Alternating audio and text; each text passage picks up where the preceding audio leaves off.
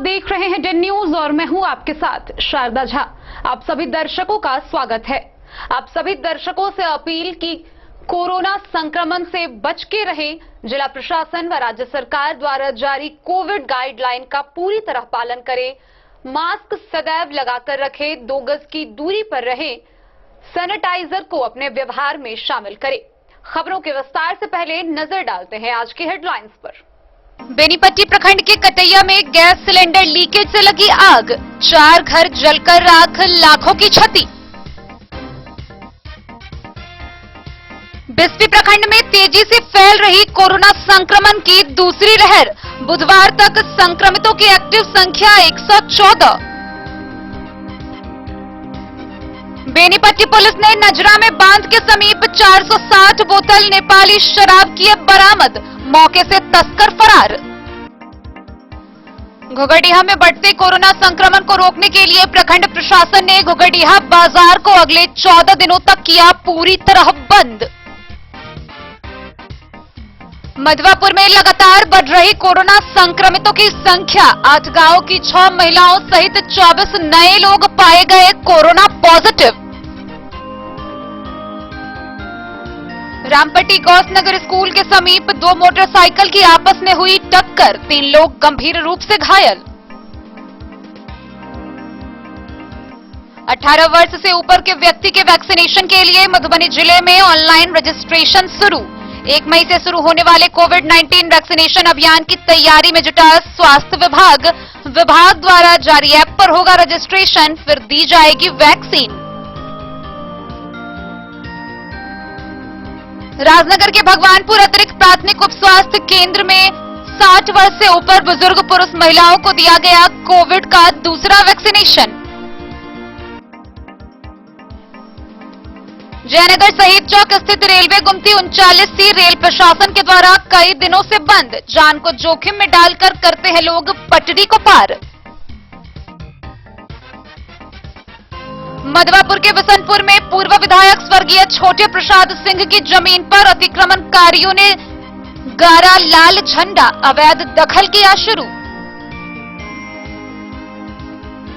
बासोपट्टी की प्रखंड प्रमुख उर्मिला देवी का हुआ आकस्मिक निधन, डीएमसीएच में कई दिनों से थी भर्ती।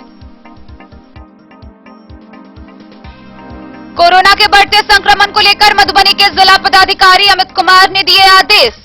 सभी जिले में ग्रामीण क्षेत्र में लगने वाले साप्ताहिक हाट बाजार पर पूरी तरह रोक। 27 अप्रैल को जितवारपुर के समीप बरामद किए गए शव के मामले में 2 अपराधी हुए गिरफ्तार। और कोरोना संक्रमण के बीच मधुबनी पुलिस प्रशासन बरत रही बेहद सख्ती, मधुबनी शहर में चलाया गया मास्क चेकिंग वाहन जांच अभियान।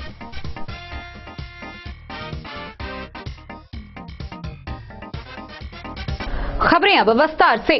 बेनीपट्टी प्रखंड क्षेत्र के कटैया के वार्ड 9 में सुबह 8 बजे चाय बनाने के दौरान गैस सिलेंडर के लीकेज से एक घर में आग लग गई और इसके साथ देखते ही देखते 4 घर जलकर राख हो गए। इस घटना में चारों घर में रखे नगद समेत सभी सामान जलकर राख हो गया। मधुबनी के बेनीपट्टी अंचल क्षेत्र के कटैया वार्ड 9 मुस्लिम टोल में बुधवार की सुबह 8 बजे के करीब चाय बनाने के दौरान गैस सिलेंडर में लीकेज की वजह से आग लग गई। अगलगी की घटना में 4 भाई अकरम, असलम, अकबर और पुरवान के एक फूस के घर सहित लाखों रुपए नगद सहित लाखों की संपत्ति जलकर राख हो गई। अकरम अपनी बेटी रोशनी की शादी के लिए लाखों रुपए नगद और जेवरात रखा था जो जलकर राख हो गया। वहीं अकबर की शादी होने वाली थी जहां उसके घर में भी नगद सहित कीमती सामान रखे हुए थे। इस घटना में चारों भाई के घर में रखा नगद, जेवरात सहित सभी सामान जलकर स्वाहा हो गया।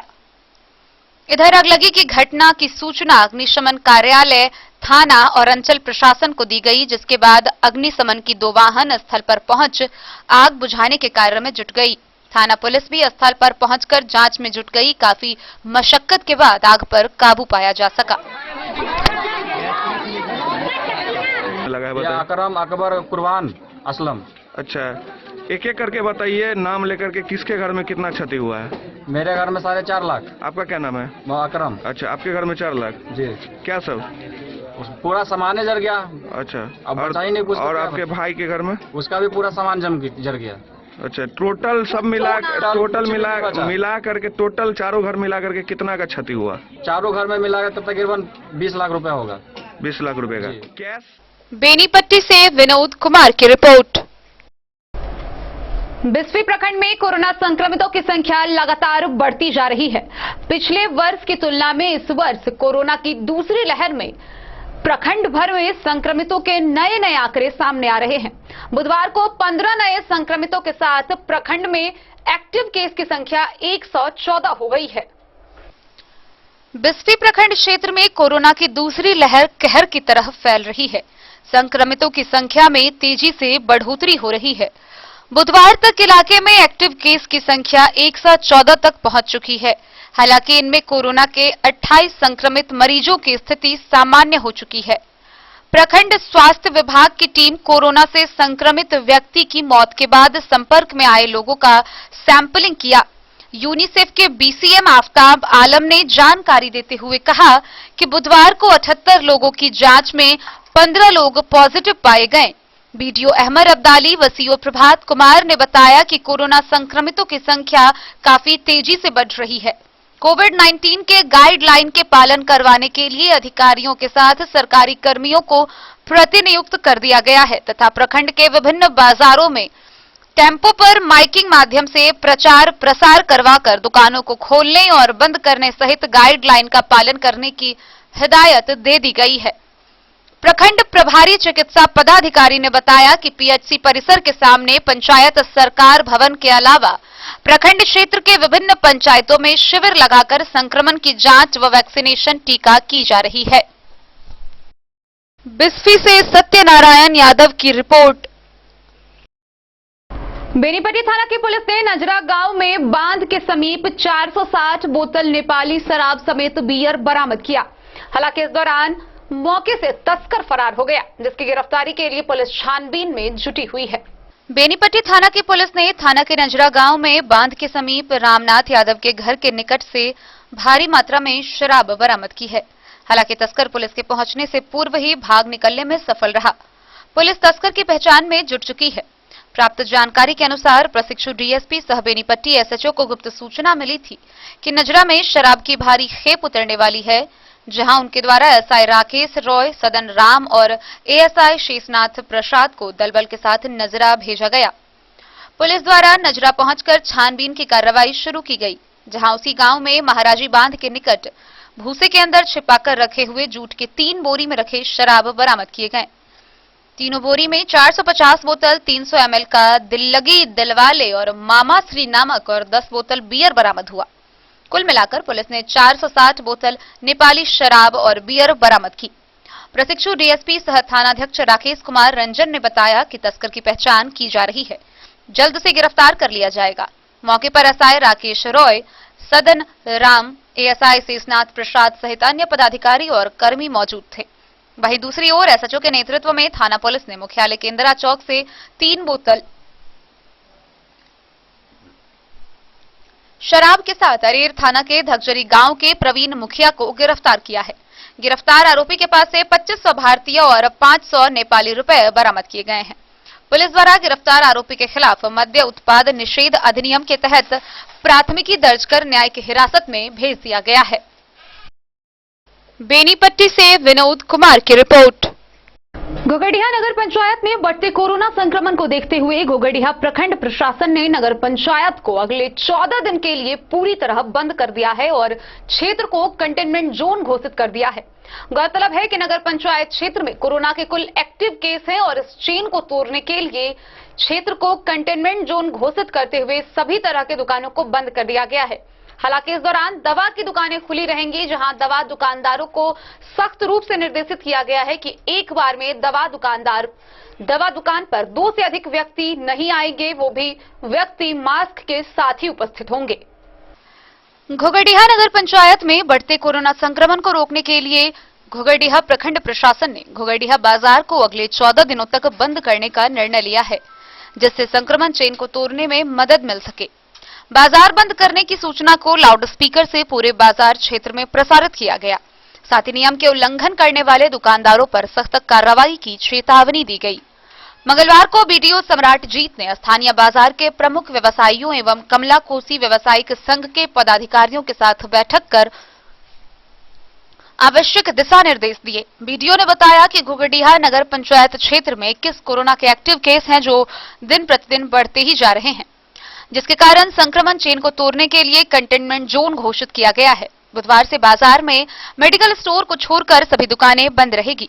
जरूरतमंद लोगों को दुकानदारों के द्वारा सभी आवश्यक वस्तुओं की होम डिलीवरी की जाएगी, जिसके लिए चयनित दुकानदारों को अपने दुकान के आगे अपना मोबाइल नंबर चिपकाने का निर्देश दिया गया है। दवा दुकानदारों को अपने दुकान पर 2 से अधिक ग्राहकों को नहीं रहने देने एवं दुकान के आगे सामाजिक दूरी का पालन कराने के लिए गोलाकार चिन्ह बनाने का भी निर्देश दिया गया है। फुलपरास से जैलेंद्र कुमार यादव की रिपोर्ट। मधवापुर प्रखंड इलाके में लगातार कोविड मरीजों की संख्या में बढ़ोतरी हो रही है। इसी बीच मधवापुर सीएचसी और रामनगर के कैंप में हुई जांच में 8 गांव की 6 महिला समेत कुल 24 नए व्यक्ति कोरोना पॉजिटिव पाए गए हैं। मधवापुर सीएचसी और रामनगर के कैंप की जांच में 8 गांव की 6 महिलाओं सहित कुल 24 लोग कोरोना पॉजिटिव पाए गए। 55 लोगों के रैपिड एंटीजन टेस्ट किए गए। आरटीपीसीआर टेस्ट के लिए 26 लोगों के सैंपल लिए गए। प्रभारी चिकित्सा पदाधिकारी डॉक्टर कामेश्वर महतो ने इस मामले की पुष्टि की है।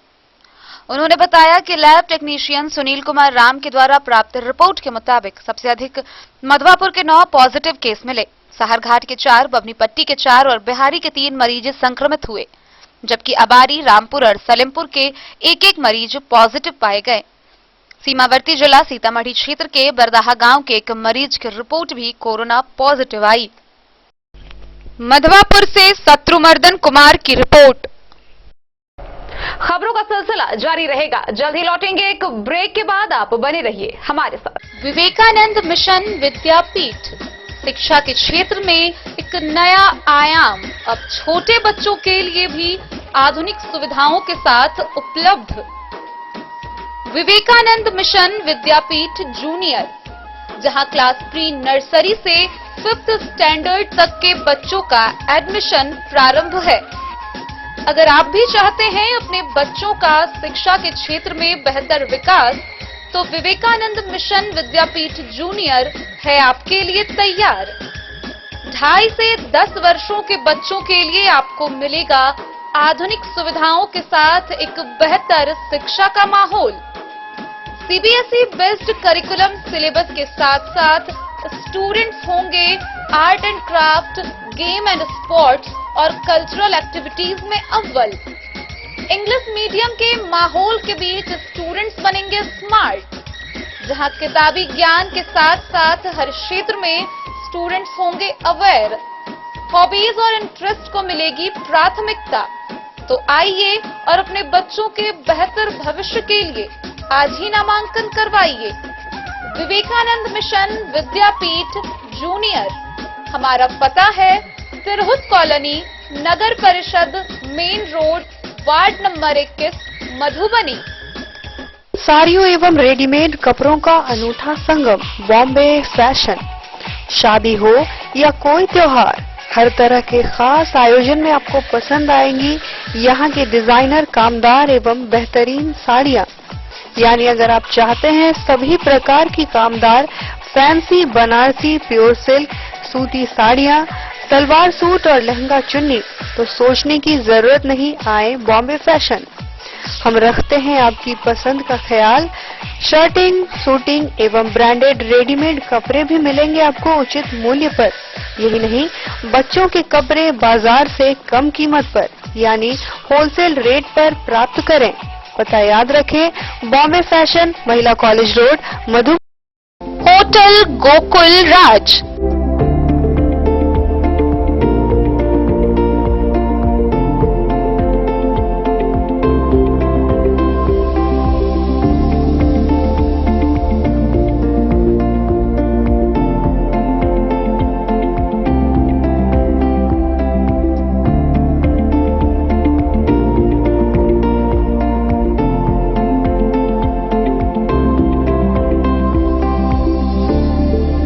के भीड़ भाड़ से दूर शांति और सुकून से भरे वातावरण में मधुबनी शहर के लहरियागंज वार्ड नंबर 1 में पूरे मिथिलांचल क्षेत्र का सबसे भव्य होटल होटल गोकुल राज 4 मंजिला इमारत की इस होटल में है 4 बड़े बड़े बैंकेट हॉल, रिंग सेरेमनी, शादी, मीटिंग या पार्टी, हर एक आयोजन के लिए अलग से हॉल की व्यवस्था, रेस्टोरेंट की व्यवस्था जहां एक से बढ़कर एक लजीज व्यंजनों का मिलेगा संगम और रहने का उचित प्रबंध, suite room, AC room, non AC room से सुसज्जित होटल जहां लिफ्ट की भी है व्यवस्था, पार्किंग का पूरा इंतजाम। तो आइए और इस जिंदगी में खुशियों से भरी यादें शामिल करिए। होटल गोकुल राज मधुबनी में आप लोगों का स्वागत है।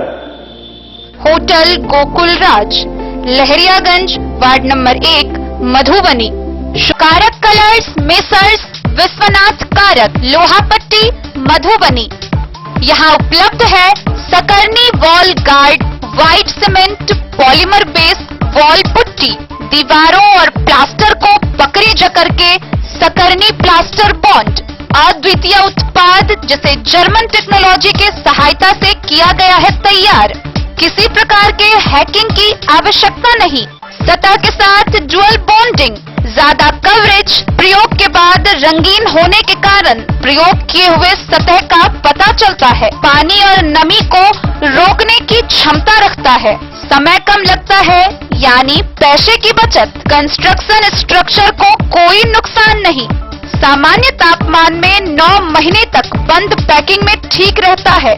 5, 10 और 20 किलो पैकिंग में उपलब्ध।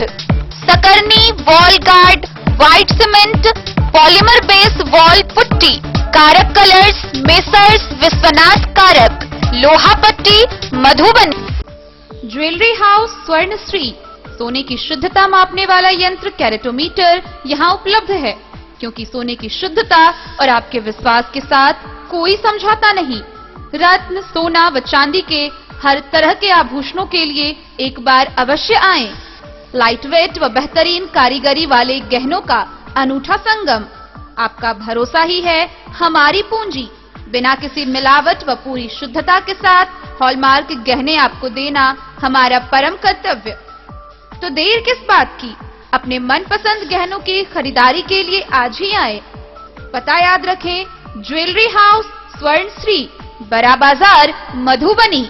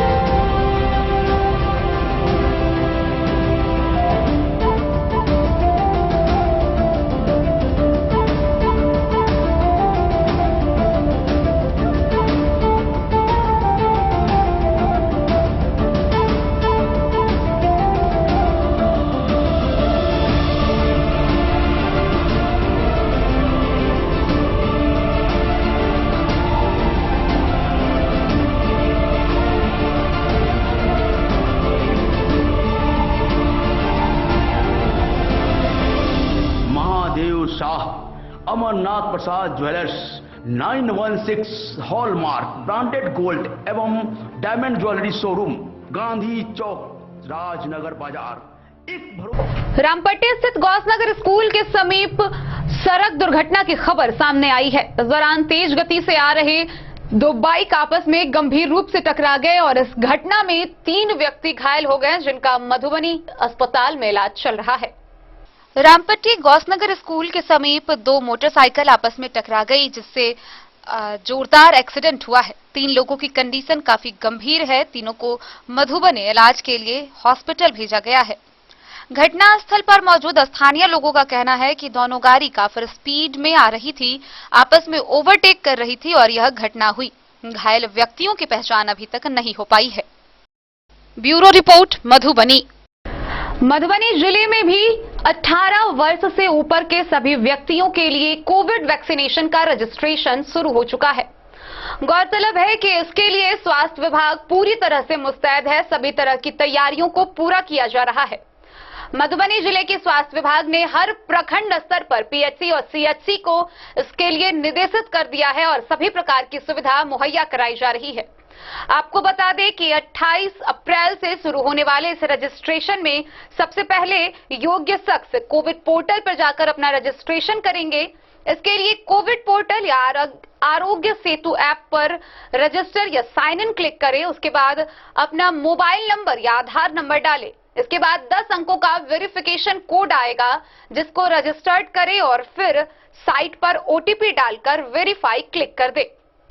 बढ़ते संक्रमण के बीच 1 मई से शुरू होने वाले कोविड-19 वैक्सीनेशन अभियान की सफलता को लेकर स्वास्थ्य विभाग आवश्यक तैयारी में जुट गया है। इस चरण में 18 वर्ष से लेकर इससे अधिक उम्र वाले सभी लोगों को वैक्सीन दी जाएगी। ऐसे लोगों को चिन्हित कर सूची तैयार करने की प्रक्रिया शुरू हो चुकी है। अभियान शुरू होने के साथ ही इस आयु वर्ग के दायरे वाले बीमार एवं सामान्य सभी लोगों को पिछले चरण की भांति रजिस्ट्रेशन कर वैक्सीन देने का कार्य शुरू हो जाएगा। गौरतलब है कि कोरोना का टीकाकरण 16 जनवरी से शुरू किया गया था। अब तक जिले में कुल 2,66,000 से ज्यादा लोगों को कोरोना का टीका लगाया जा चुका है। मधुबनी जिले में अब तक सरकार ने केवल स्वास्थ्य कर्मी, फ्रंटलाइन श्रमिकों और 45 से ऊपर के लोगों के लिए टीकाकरण की अनुमति दी थी, लेकिन 1 मई से 18 वर्ष से ऊपर के लोगों को कोरोना का टीका लगाया जाएगा। जिला प्रतिरक्षण पदाधिकारी डॉक्टर एस.के. विश्वकर्मा ने बताया, वैक्सीन लेने के लिए सभी लोगों का पहले रजिस्ट्रेशन होगा और रजिस्ट्रेशन के बाद ही वैक्सीन दी जाएगी। इसके लिए सभी लोगों का रजिस्ट्रेशन कराना अनिवार्य है। आधार कार्ड एवं मोबाइल नंबर से रजिस्ट्रेशन किया जाएगा। वहीं उन्होंने बताया, वैक्सीनेशन अभियान को सफल बनाने के लिए करीब सारी तैयारियां पूरी कर ली गई है। मधुबनी जिले के सभी पीएचसी प्रभारी को आवश्यक निर्देश दिए गए हैं ताकि वैक्सीनेशन अभियान के दौरान किसी प्रकार की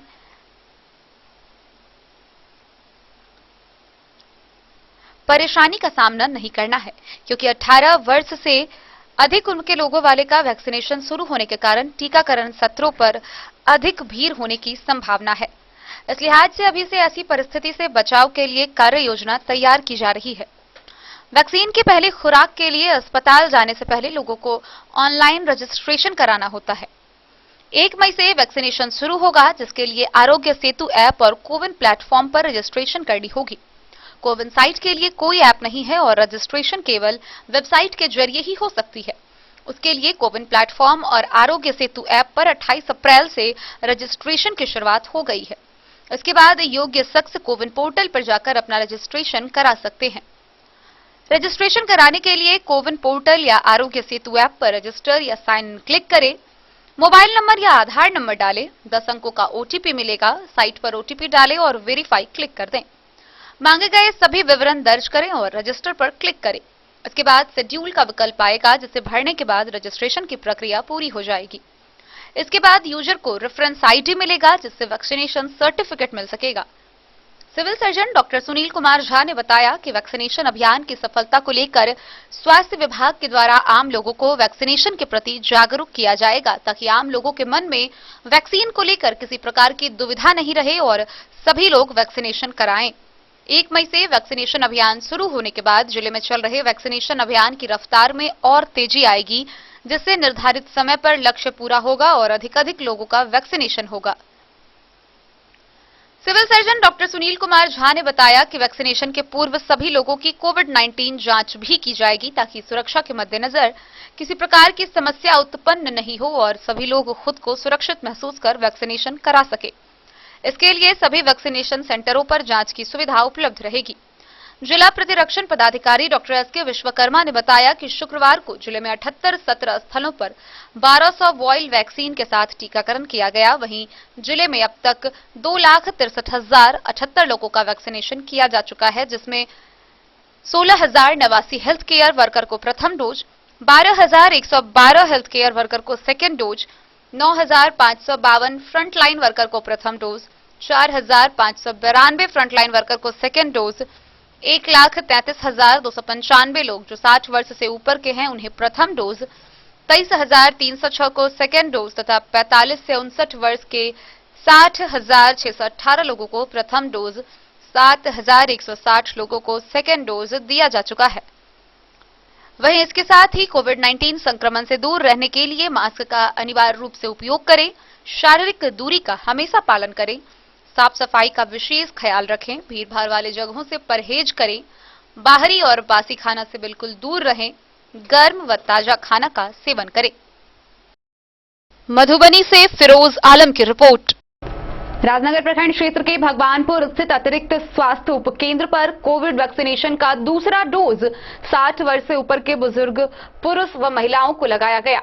गौरतलब है कि कोरोना के बढ़ते संक्रमण के बीच लोग अब खुद ही सक्रिय व जवाबदेह हो रहे हैं। किराए की गाड़ी कर लोग स्वास्थ्य केंद्र पर कोरोना वैक्सीनेशन का डोज लेने के लिए पहुंच रहे हैं। राजनगर प्रखंड क्षेत्र के भगवानपुर के अतिरिक्त प्राथमिक उप स्वास्थ्य केंद्र भगवानपुर में कोविड-19 वैक्सीनेशन का दूसरा डोज दिया गया। इस दौरान 60 वर्ष के बुजुर्ग पुरुष महिलाओं का वैक्सीनेशन किया गया। बीते 24 मार्च को पहला डोज 100 लोगों को दिया गया था, वहीं दूसरा डोज 200 लोगों को दिया गया। कोरोना महामारी को देखते हुए लोगों में खुद काफी जागरूकता देखी जा रही है।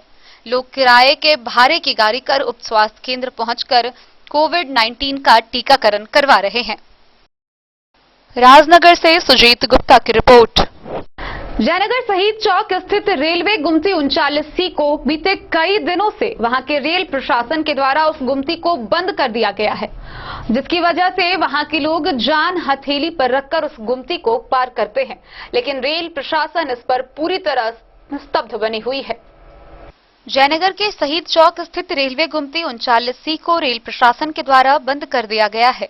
रेल द्वारा बनाई गई यू टाइट सड़क के जर्जर स्थिति के कारण लोग जान हथेली पर लेकर मोटरसाइकिल, साइकिल सवार अपने वाहनों को रेल पटरी से आर पार करते हैं, जिससे कभी भी कोई भयानक दुर्घटना हो सकती है। रेल प्रशासन को इसको गंभीरता से लेते हुए वहां आरपीएफ व जीआरपी के जवानों को लगातार गश्त लगाने व वैसे लोगों पर रोक लगाने की जरूरत है। वहीं रेल प्रशासन बिना वैकल्पिक व्यवस्था के ये गुमती को बंद कर मानवीय हित को अनदेखा कर रही है। यू टाइट सड़क जो अर्धनिर्मित है, बनने से पहले जगह जगह गड्ढे नजर आते हैं। लोगों का पैदल चलना भी दुर्भर है। वहीं फुटओवर ब्रिज जो कछुआ की चाल में बन रहा है, ऐसी स्थिति में लोग जान हथेली पर लेकर वाहनों के साथ रेल पटरियों को पार करते हैं, लेकिन इस पर रेल प्रशासन अगर कार्रवाई नहीं करेगी तो बड़ी दुर्घटना से इनकार नहीं किया जा सकता है। मोहम्मद अली के साथ हनुमान प्रसाद मोर की रिपोर्ट। मधवापुर प्रखंड के वसंतपुर में पूर्व विधायक स्वर्गीय छोटे प्रसाद सिंह की जमीन पर अतिक्रमणकारियों ने दखल देना शुरू कर दिया है और झोपड़ियां भी बनानी शुरू कर दी है। हालांकि इस मामले में सारघाट पुलिस ने इस मामले को गंभीरता से लेते हुए धारा 107 के तहत एसडीएम कोर्ट को आवश्यक कार्रवाई के लिए रिपोर्ट भेजी है। पूर्व विधायक स्वर्गीय छोटे प्रसाद सिंह की जमीन पर विशनपुर में अतिक्रमणकारियों ने लाल झंडा गाड़कर अवैध दखल करना शुरू कर दिया है। लोगों ने जमीन पर अवैध कब्जा करने के दौरान झोपड़ियां भी बनानी शुरू की है। साहरघाट पुलिस ने मामले को गंभीरता से लेते हुए धारा 107 के तहत एसडीएम कोर्ट को आवश्यक कार्रवाई करने की रिपोर्ट भेजी है। थानाध्यक्ष ने इस मामले में 3 गांवों के 10 लोगों को आरोपित किया है। थानाध्यक्ष सुरेंद्र पासवान ने बताया कि फिलहाल उस जमीन के उत्तराधिकारी पूर्व विधायक स्वर्गीय छोटे प्रसाद सिंह की बेटी किरण शाही है। वह अन्य जिला में अपने ससुराल रहती है। जमीन की देखरेख की जिम्मेदारी विशनपुर गांव के रामलला प्रसाद मिश्र को दी गई है। उसी की शिकायत पर पुलिस ने कार्रवाई की अनुशंसा की है। विशनपुर के कामेश्वर राम, रिजन राम, सिरिचन राम, श्री खतबे, त्रिमोहान के जूरी चौपाल व तपेश्वर राम, पकरसाम के विप्ती देवी, होरिल सदा, प्रगास सदा और वासुदेव सदा के नाम आरोपियों की सूची में शामिल है। मधवापुर से शत्रुमर्दन कुमार की रिपोर्ट। खबरों का सिलसिला जारी रहेगा। जल्द ही लौटेंगे एक ब्रेक के बाद, आप बने रहिए हमारे साथ। Shakuntala sales DG world. Shakuntala sales DG world. यहाँ आपको मिलेगा हर तरह का इलेक्ट्रॉनिक होम अप्लायंसेज। जी हाँ, घर के जरूरत और ऐशो आराम के सभी इलेक्ट्रॉनिक उपकरण यहाँ उपलब्ध हैं। उचित मूल्य के साथ विभिन्न कंपनियों के सामानों के लिए डीजी वर्ल्ड देता है आपको विश्वसनीयता की पूरी guarantee. Whirlpool, Godrej, LG, Samsung, Sansui, Videocon सहित कई और कंपनियों के सामान उचित मूल्य पर प्राप्त करें।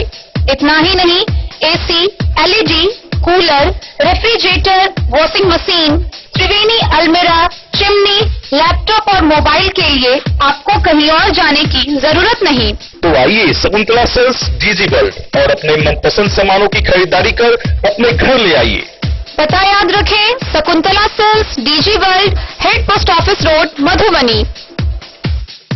यहाँ सभी इलेक्ट्रॉनिक अप्लायंसेज में 0% के इंटरेस्ट पर बजाज फाइनेंस के द्वारा ईएमआई पर खरीदारी की सुविधा उपलब्ध है। Testbook presents test book pass for all government job aspirants. So चाहे आप ऑनलाइन कोर्सेज की हेल्प से अपने कॉन्सेप्ट्स क्लियर करना चाहते हैं या ऑनलाइन मॉक टेस्ट से प्रैक्टिस करना चाहते हैं, तो test book pass is for you. Test book pass offers complete preparation with 3500 plus mock tests, 100 plus online courses for over 100 plus exams. And to improve your speed, accuracy and faster learning, you will also get 500 plus tips and tricks videos, 30 plus test attempt strategy sessions, 1000 plus practice sets and quizzes, 500 plus PDF study notes. Test book pass is your full pass for complete preparation for all your exams. Till now, 37,000 plus students got selected using test book.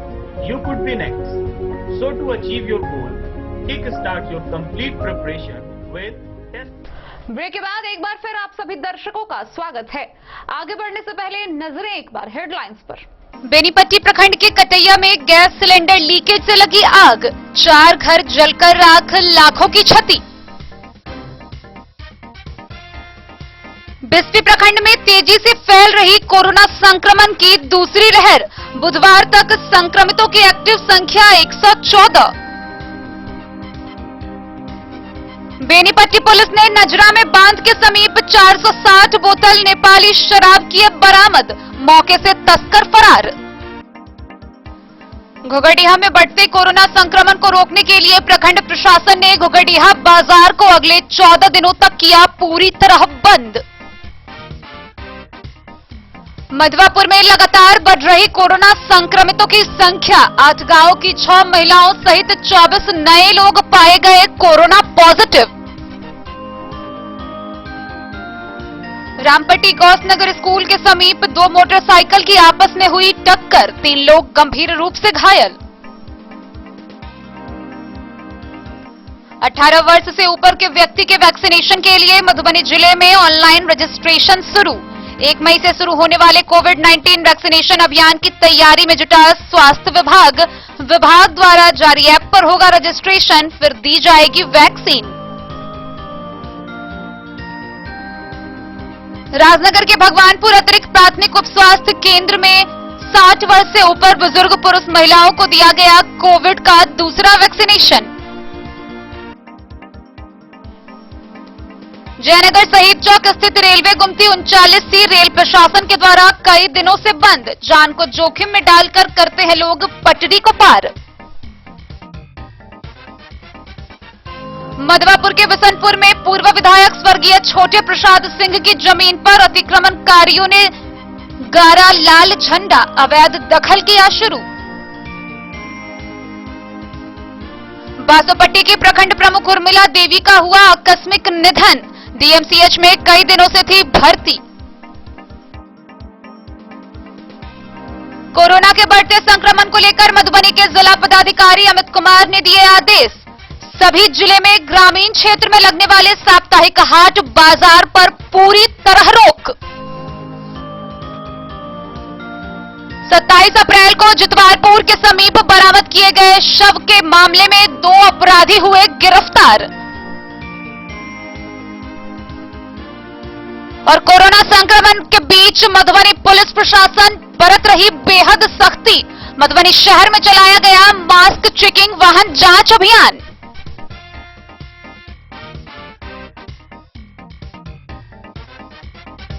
Basopatti की प्रखंड प्रमुख उर्मिला देवी का आकस्मिक निधन हो गया। गौरतलब है कि वह कई दिनों से बीमार थी और उनका इलाज डीएमसीएच में चल रहा था, जहां उनका निधन हो गया। वहीं उनके निधन से पूरे क्षेत्र में शोक की लहर है। इस दौरान बासोपट्टी प्रमुख कार्यालय में कई जनप्रतिनिधियों के द्वारा शोक सभा का आयोजन किया गया।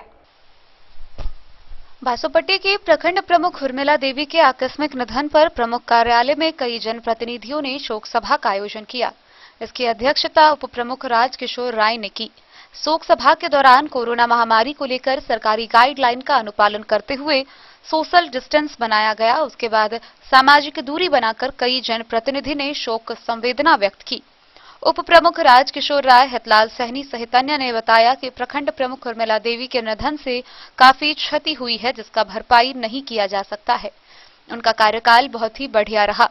बासोपट्टी प्रखंड क्षेत्र में बाढ़, ओलावृष्टि, कोरोना महामारी जैसे कई आपदाओं में उनके प्रयास से पीड़ित परिवार को लाभ मिला, जो बिल्कुल सराहनीय है। इस क्षेत्र की विभिन्न समस्याओं को दूर करने के लिए उनका काफी सहयोग रहा। विकास क्षेत्र में भी इनके कार्यकाल में प्रयास किया गया। गौरतलब है कि बीते 24 अप्रैल को सुबह में इलाज के दौरान उनका आकस्मिक निधन हुआ। वे कई दिनों से बीमार थीं। प्रखंड प्रमुख का इलाज डीएमसीएच दरभंगा में चल रहा था। मौके पर उप प्रमुख राजकिशोर राय, निखिल मुरारका, रामबाबू यादव, विनोद पासवान, मंगनू पंडित, संजय महतो, वैद्यनाथ भगत, राम भजन यादव सहित कई समाजसेवी व जनप्रतिनिधि ने प्रखंड प्रमुख के निधन पर उनकी आत्मा की शांति के लिए 2 मिनट का मौन रखा।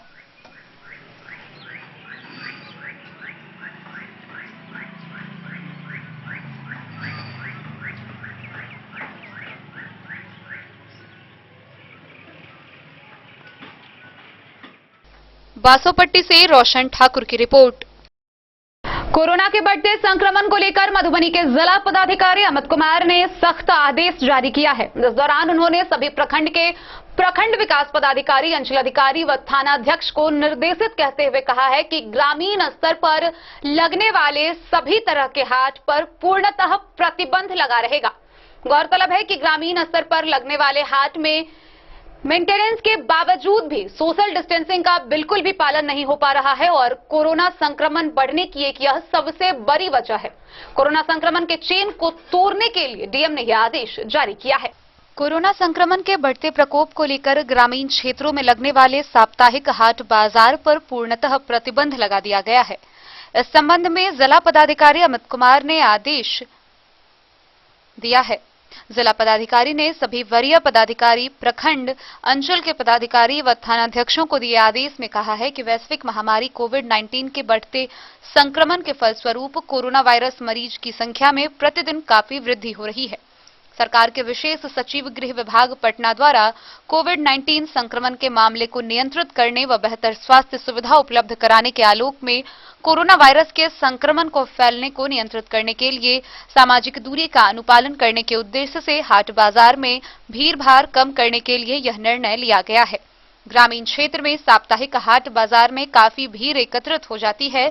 ऐसे में सामाजिक दूरी का अनुपालन नहीं हो रहा है, जिससे समाज के बड़े समूह को कोरोना वायरस संक्रमण फैलने की संभावना से इनकार नहीं किया जा सकता है।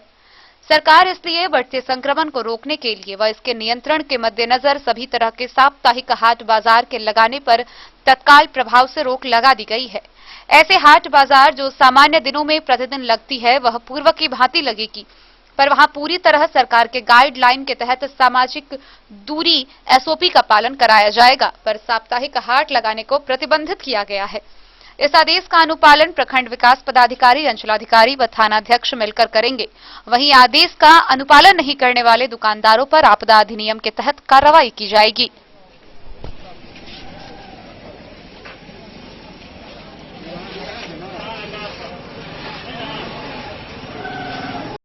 क्या कर रहा है जी? क्या बना रहा है? वीडियो अरे बंद करो ना। मधुबनी से फिरोज आलम की रिपोर्ट।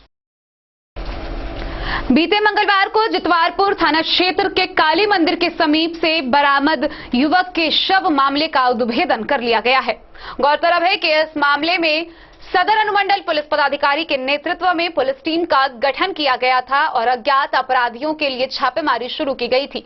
इसी बीच राजनगर थाना क्षेत्र के अमदा गांव से 2 अपराध कर्मियों को गिरफ्तार किया गया है, जिन्होंने अपनी अपराध को स्वीकार किया है। उन्होंने बताया है कि उनकी भांजी के साथ मृतक का अवैध संबंध था, इसकी वजह से उन्होंने गला दबाकर उसकी हत्या कर दी।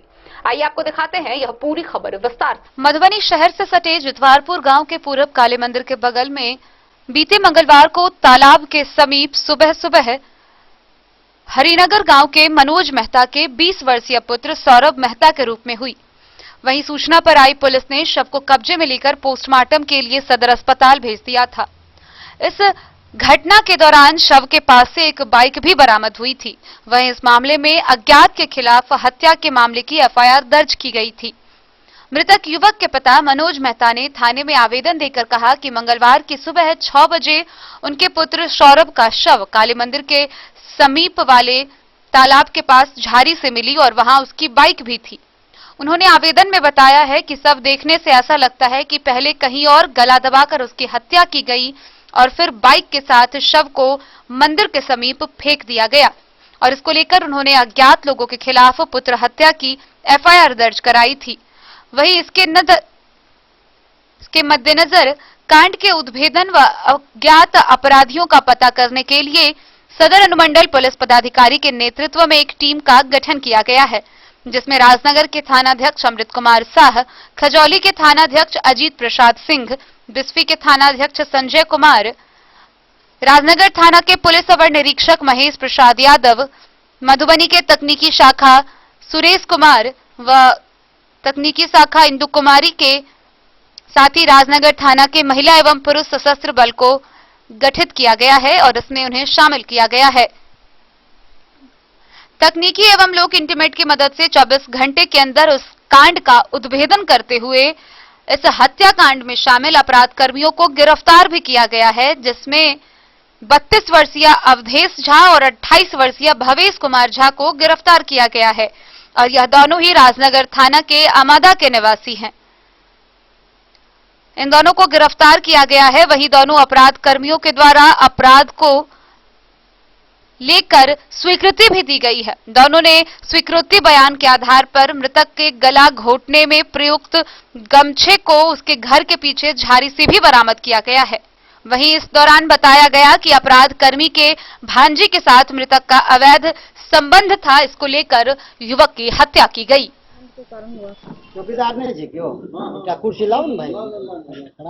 दिनांक 27/4/21 को सुबह 6:30 बजे जितवारपुर स्थित काली मंदिर के सटे उत्तर पोखर किनारे झाड़ी में मृतक सौरभ कुमार का शव बरामद हुआ था और पुलिस महोदय के निर्देशानुसार इसमें टीम का गठन हुआ। टीम के गठन के उपरांत हम लोगों ने प्राथमिकी दर्ज किया। मृतक के पिता के लिखित आवेदन पर कांड दर्ज हुआ और इसका अनुसंधान प्रारंभ किया गया। अनुसंधान के 24 घंटे के अंदर में ही जो 2 युवक थे उनकी गिरफ्तारी हुई है। इस मृतक का गले में फंदा लगाकर इसी सामने में जो गमछी है इसी से फंदा लगाया, फांसी लगा दिया गया, मतलब गले में फंदा डाल करके उसका गला घोट दिया गया था और जिसके कारण उसकी मृत्यु हो गई। मृत्यु उपरांत साक्ष्य छुपाने के नियत से शव को उसने वहां पर ला करके छोड़ दिया काली मंदिर के पास में और साथ में ये मोबाइल है जो अपराधी का है। कहाँ से बरामद किया गया मैम? ये तो अनुसंधान के क्रम में इसके अपराधी के पास से ही प्राप्त हुआ है। तकनीकी विशेष कोषांग का सहायता से हम लोगों को। अपराधी कहाँ से गिरफ्तार? वो अपने घर से बरामद हुआ है। 2 युवक हैं, अवधेश झा और भवेश कुमार झा, दोनों की गिरफ्तारी हुई है, उनके घर से ही हुई है। इस पूरे टीम में थानाध्यक्ष राजनगर अमृत, थानाध्यक्ष खजौली अजीत और थानाध्यक्ष विस्फी संजय, पुअनी महेश प्रसाद राजनगर से और हमारे तकनीकी शाखा के 2 सिपाही का बहुत अच्छा सहयोग रहा, सुरेश कुमार और इंदु कुमारी का। इसमें हम लोग सशस्त्र बल भी इसमें सहयोगी थे। इन दोनों व्यक्तियों को गिरफ्तार कर जेल भेजा जा रहा है और सबसे अच्छा है कि ये पूरे जो टीम था 24 घंटे के अंदर, घटना के 24 घंटे के अंदर उद्भेदन कर 2 व्यक्ति को गिरफ्तार कर जेल भेजा गया। राजनगर से सुजीत गुप्ता की रिपोर्ट।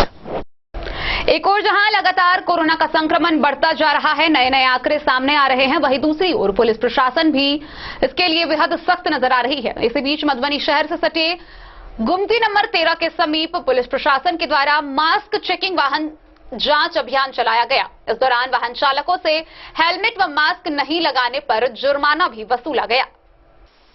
एक ओर जहां कोरोना संक्रमण धीरे धीरे फैलता जा रहा है, वहीं दूसरी ओर मधुबनी पुलिस प्रशासन भी काफी सख्त नजर आ रही है।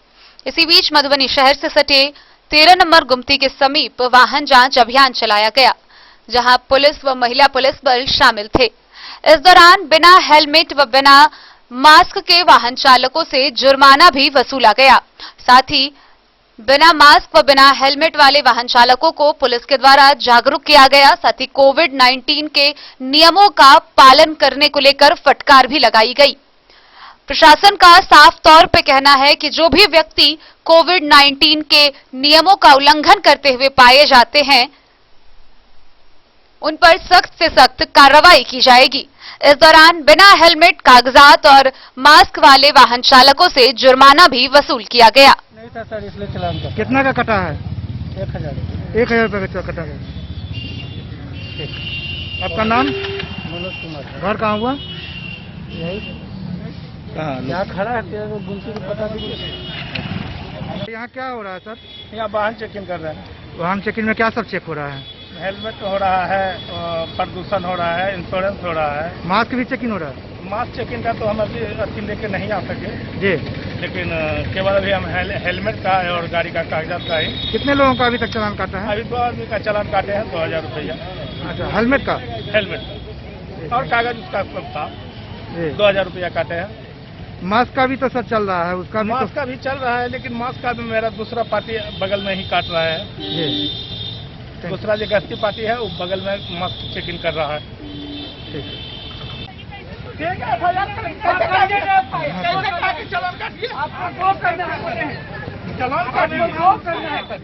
Hello,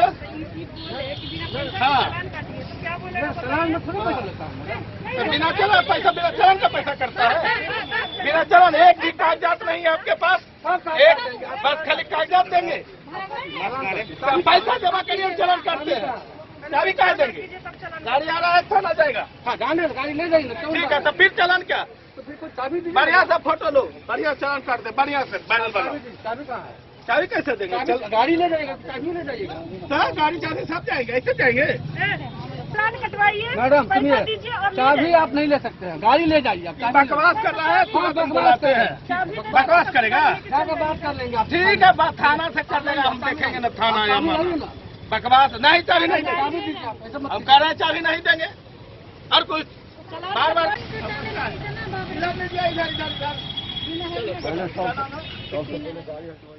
bureau report Madhubani.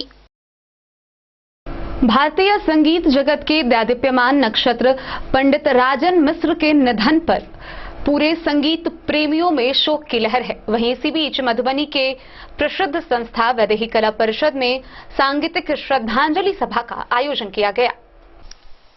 Mithila की प्रसिद्ध संस्था वैदेही कला परिषद के द्वारा भारतीय संगीत जगत के दैदीप्यमान नक्षत्र पंडित राजन मिश्र के निधन पर गहरी संवेदना व्यक्त करते हुए श्रद्धांजलि दी गई। इनके निधन से प्रख्यात राजन साजन मिश्र की जोड़ी का एक सितारा टूट गया, जो 400 साल की पारिवारिक परंपरा को आगे बढ़ाते हुए संगीत जगत में बहुत ही सम्मान प्राप्त किए। बनारस घराने में जन्मे पंडित राजन और पंडित साजन मिश्रा को संगीत की शिक्षा उनके दादा पंडित बरे राम मिश्रा और पिता पंडित हनुमान मिश्रा ने ही दी। किशोरावस्था में 1978 में राजन साजन जोड़ी ने श्रीलंका में अपना पहला विदेशी शो किया। आज इनकी आवाज सरहदों के पार Germany, France, Switzerland, Australia, America, Britain, Singapore जैसे कितने ही मुल्कों में गूंजती है। ख्याल शैली में अतुलनीय गायन के लिए लोकप्रिय इन भाइयों की जोड़ी को 1971 में प्रधानमंत्री द्वारा संस्कृत अवार्ड मिला। 1994-95 में गंधर्व सम्मान और 2007 में पद्म भूषण से नवाजा गया। इनके 20 से अधिक एल्बम संगीत प्रेमियों के लिए उपलब्ध हैं। पंडित राजन मिश्र के कुछ प्रसिद्ध गीतों धन्य भाग्य सेवा का अवसर पाया, चलो मन वृंदावन की ओर, चला रे परदेसिया नेहा लगाकर, परदेश ही नहीं पूरे विश्व के लोग भाव विभोर हो जाते हैं, और ये प्रत्येक संगीत प्रेमी के दिलों में सदा अमर रहेंगे।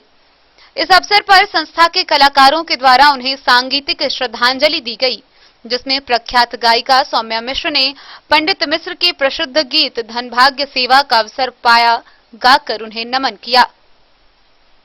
अन्य कलाकारों में आशुतोष मिश्र ने दुनिया दर्शन का है मेला, अभिषेक ठाकुर ने दुनिया एक मुसाफिर खाना, कुमारी पूजा कौन ठगवा नगरिया, नीतीश ठाकुर कहां तुम चले गए तथा कुमारी वैभव ने सीताराम सीताराम गाकर अपनी श्रद्धा निवेदित की, जिसमें हारमोनियम पर रविशंकर मिश्र तथा तबले पर धीरज मिश्र ने संगति की।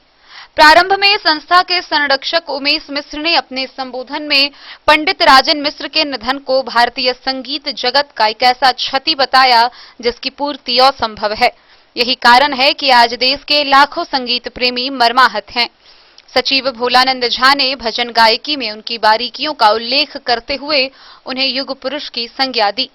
इस अवसर पर सर्वश्री उदय जायसवाल, प्रोफेसर नरेंद्र नारायण सिंह निराला, CS दास, मनमोहन, राजन झा, हरिनाथ ठाकुर, धीरेन्द्र झा, रामेश्वर प्रसाद यादव समेत अन्य लोगों ने भी श्रद्धा सुमन अर्पित किए। डेन न्यूज के लिए सुमित कुमार की रिपोर्ट। तो आज के इस बुलेटिन में फिलहाल इतना ही।